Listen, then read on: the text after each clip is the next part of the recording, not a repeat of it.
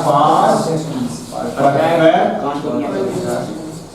Continuous tense.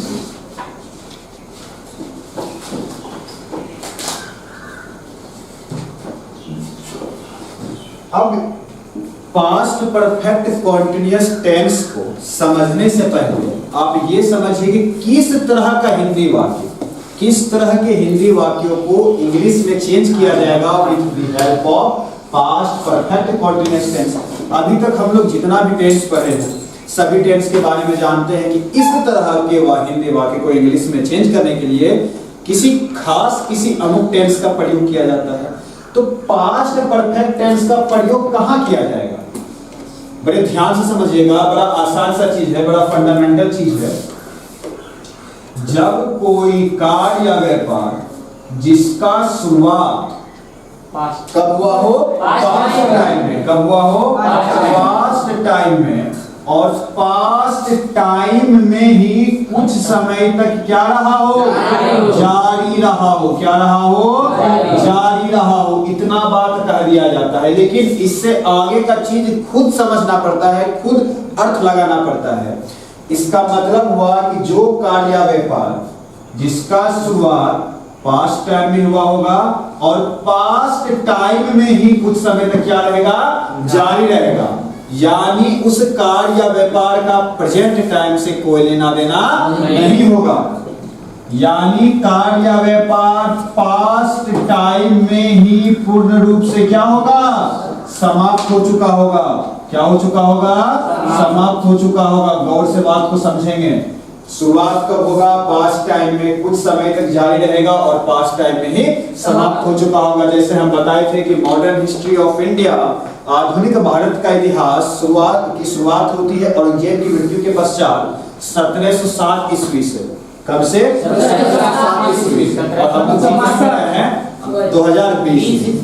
अब क्या था कि 1707 ईस्वी से 1862 ईस्वी तक मुगल काल चलता आ रहा था। पास्ट टाइम में ही शुरुआत हुआ है, हाँ या ना? पास्ट टाइम में ही क्या हुआ? समाप्त हो गया। और 1707 से 1862 के बीच में जारी तो रहा ना, हाँ या ना? इस बीच में कई सारे मुगल बादशाह आए, शहजादा मुअज्जम आए, रंगीला बादशाह आया, है ना? रंगीला मास्टर का कहानी थोड़ा सा बताए थे हम लोग। रंगीला बादशाह ने बनाए थे, बताए थे कि क्या करता था, कभी कभी वो औरत का वेश पहन करके कैबिनेट का मीटिंग लेने के लिए चला आता था, मंत्री परिषद के बीच में चला आता था, इसीलिए उसको कहा गया था रंगीला बादशाह। तो यदि ध्यान से देखो, मुगल काल, मुगलोत्तर काल, लेटर मुगल पीरियड कब शुरुआत हुआ? 1707 ईस्वी से। कब तक चला? 1862 ईस्वी तक, और उसी टाइम समाप्त हो गया। कोई दिक्कत वाला बात नहीं सर। अब यदि आप इस बात को समझ गए हैं, जो कार्य व्यापार जिसकी शुरुआत पास्ट टाइम में हुई हो, वो कार्य व्यापार कुछ समय तक पास्ट टाइम में ही जारी रहा हो और पास्ट टाइम में ही समाप्त भी हो गया हो, और उस कार्य व्यापार का प्रेजेंट टाइम से कोई लेना देना ना हो। अभी कहेंगे कि लेटर मुगल पीरियड का, मुगलोत्तर काल का वर्तमान में कोई लेना देना है? नहीं सर। भारत में तो अभी लोकतंत्र और प्रधानमंत्री कौन है? प्रधानमंत्री नरेंद्र मोदी।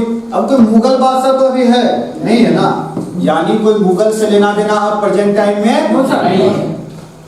आई होप आप लोग समझ रहे होंगे। एक एग्जांपल देकर के समझाते हैं। जैसे हम कहे, सीता 3 घंटों से बैडमिंटन खेलते आ रही थी। सीता का बैडमिंटन खेलने का काम पास्ट टाइम में 3 घंटा पहले शुरू हुआ, आया ना? पास्ट टाइम में ही 3 घंटा तक जारी रहा और पास्ट टाइम में ही क्या हुआ? खत्म हो गया। सीता 3 घंटों से बैडमिंटन खेलते आ रही थी, यानी बैडमिंटन खेलने का जो कार्य सीता के द्वारा किया जा रहा था, उस कार्य का वर्तमान से कोई लेना देना नहीं है। उस कार्य का प्रेजेंट टाइम पर किसी तरह का इफेक्ट नहीं है। कोई प्रॉब्लम वाला बात नहीं? समझ रहे हैं? Yes sir.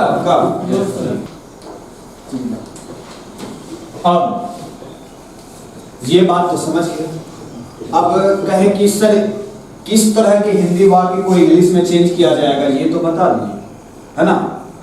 अब ये भी बता दीजिए कि उसका फॉर्मूला क्या है, जिसको पढ़े लिखे लोग क्या कहते हैं, स्ट्रक्चर। सब्जेक्ट प्लस है प्लस, अब इसके स्ट्रक्चर पर ध्यान देंगे। सब्जेक्ट प्लस है plus been plus V4 plus object 1 plus since या 4 प्लस ऑब्जेक्ट 2। कोई दिक्कत वाला बात? नो सर, कोई प्रॉब्लम वाला बात बाबू?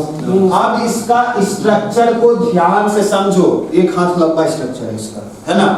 प्रत्येक चीज को बड़े ध्यान से समझिए। पहले स्थान पे क्या है, दूसरे स्थान पे, तीसरे स्थान पे, चौथे स्थान पे, पांचवें स्थान पे,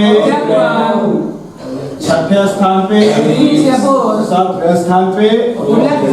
सब्जेक्ट समझने में किसी तरह की परेशानी? हेड तो लगाना ही है, बिल को लगाना है। बिल को किस तरह बनाया जाता है?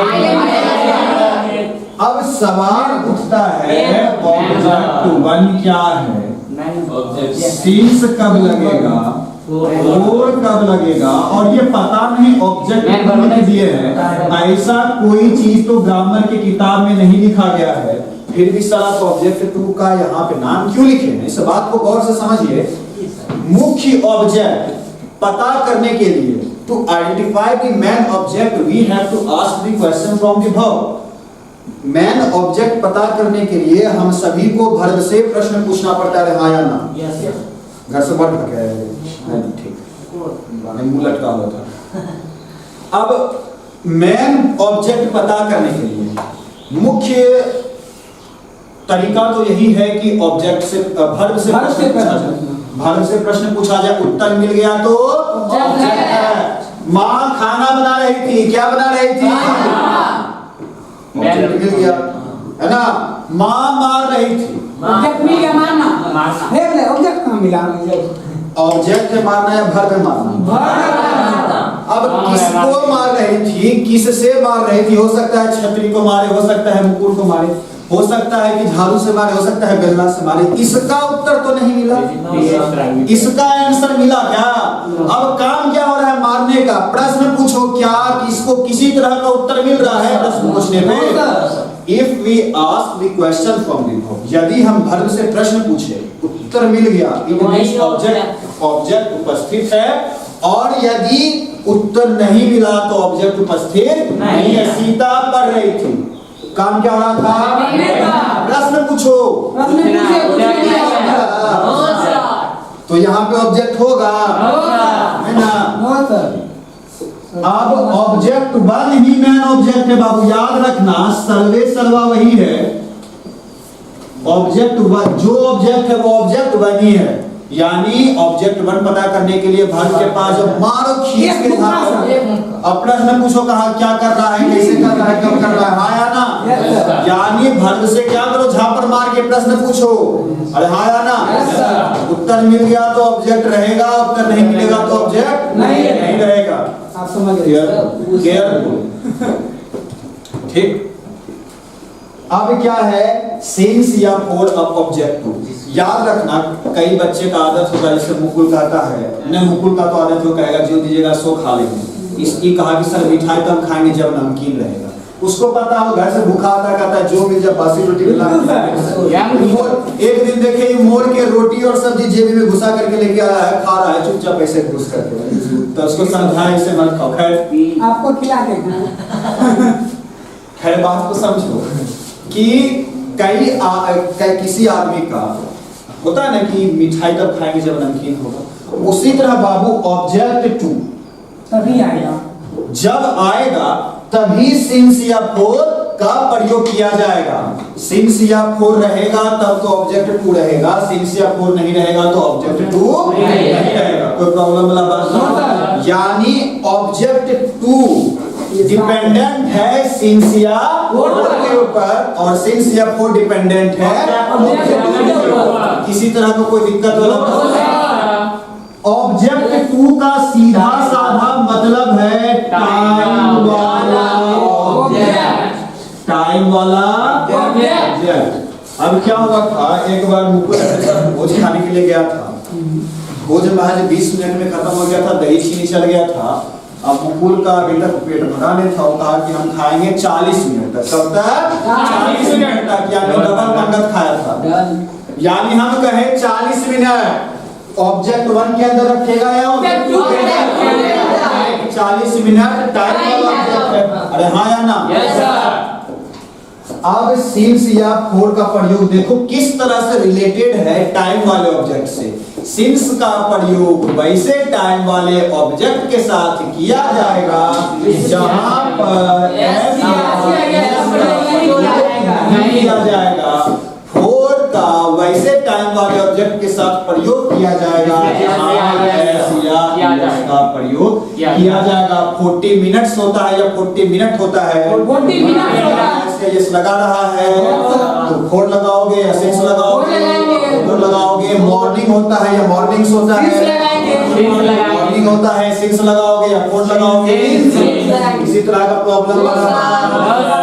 चलो अब हेडिंग बनाओ पास्ट परफेक्ट परफेक्ट। अब चलिए जिस कार्य या व्यापार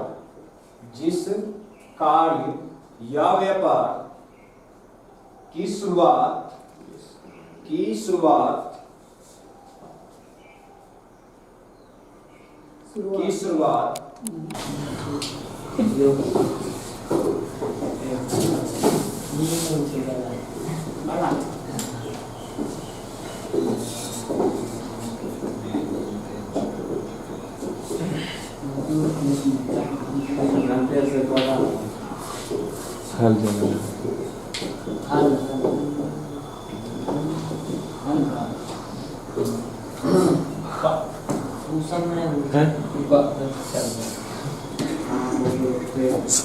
एक वाक्य को आपके सामने लिख दिया गया है। अक्सर ऐसा कहा जाता है और न्यूज़पेपर में भी आता है, लेकिन इंग्लिश में पर इंग्लिश अखबार उठाने के बाद कुछ भी देखो, ये नहीं कह रहे कि आपको कंप्लीट समझ में आए, लेकिन आप इंग्लिश अखबार को उठा करके यदि आप कुछ भी चीज नहीं समझ पा रहे हैं तो निश्चित तौर पे आपको आवश्यकता है इंग्लिश सीखने की। यदि कुछ भी समझ में नहीं आ रहा है तो अब जैसे मान लो कि कहीं पर एक घटना घटी कि खेत में किसी तरह की आपदा आग लग गई, तो मजदूर वहां पर 3 घंटों से काम करते आ रहे थे। मजदूर के हटते ही बच्चे लोग वहां पे खेल में आग लगा दी और वहां पे फसल में आग लगा।